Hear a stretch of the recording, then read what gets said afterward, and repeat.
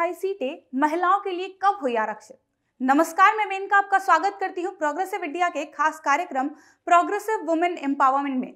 महिला सशक्तिकरण मुद्दे पर कई तरह की चर्चाएं और कई तरह के राय लोगों द्वारा दी जाती है। अक्सर कहा जाता है कि किसी भी देश की तरक्की तभी हो सकती है जब उस देश की महिलाओं का विकास सही तरह से किया जाए। वहीं इस वक्त महिलाओं के विकास के लिए पूरी दुनिया में कई तरह के कार्य भी किए जा रहे हैं ताकि नारी शक्ति को हर क्षेत्र में बढ़ावा देने के लिए प्रोत्साहन किया जा सके। इस सदी में भी महिला सशक्तिकरण के मुद्दे का जिक्र करना इस बात को साबित करता है कि अभी भी महिलाओं का विकास पूरी तरह से नहीं किया जा सका है। अगर आप लोगों को ऐसा लगता है कि केवल भारत ही ऐसा देश है जहां पर महिलाएं अभी भी केवल एक गृहिणी के रूप में जानी जाती हैं, तो ऐसा बिल्कुल नहीं है। भारत के अलावा अभी भी दुनिया के नक्शे में कई ऐसे देश मौजूद हैं जहां महिलाओं का विकास न के बराबर हुआ है।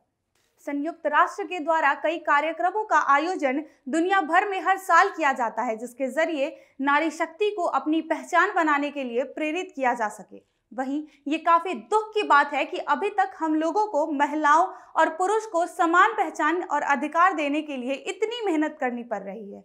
हमारे देश में नारियों की क्या परिस्थिति है, इस बात का अंदाजा इस चीज से ही लगाया जा सकता है कि अभी भी भारत में ऐसे कई गांव हैं जहां महिलाओं का जीवन घर के चार दीवारी तक ही सीमित है। इतना ही नहीं, हमारे देश में नौकरी करने वाली महिलाओं की संख्या भी अन्य देशों के मुकाबले बहुत ही कम है। हमारे देश की ज्यादातर पढ़ी लिखी महिलाएं भी इस वक्त अपने हक के लिए कुछ भी नहीं कर पा रही हैं। उनको ना चाहते हुए भी एक ऐसा जीवन जीना पड़ रहा है जो वो कभी चाहते ही नहीं है। कभी भी देश को चलाने के लिए सभी महत्वपूर्ण फैसले उनकी संसद में लिए जाते हैं। हमारी संसद में अगर महिला सांसदों की संख्या देखी जाए तो वो न के समान ही है। हमारे देश की महिलाओं की भूमिका देश को चलाने में ज्यादा खास नहीं है। संसद में महिलाओं की इतनी कम संख्या को देखते हुए भारत की सरकार ने साल 2010 में महिला आरक्षण बिल का संसद में सबके सामने प्रस्ताव रख दिया।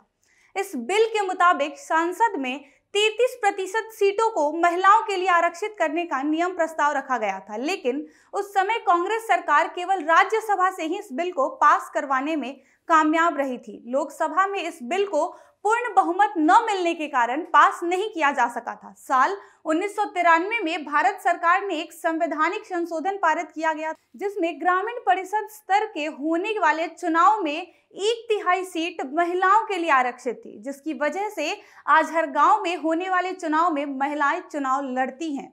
इसी के साथ आप हमारे साथ बने रहिए। आगे आने वाले एपिसोड्स में महिलाओं से जुड़ी ऐसी भी जानकारियां दूंगी जिससे महिलाएं और पुरुष दोनों को ही परिचित होना बेहद जरूरी है।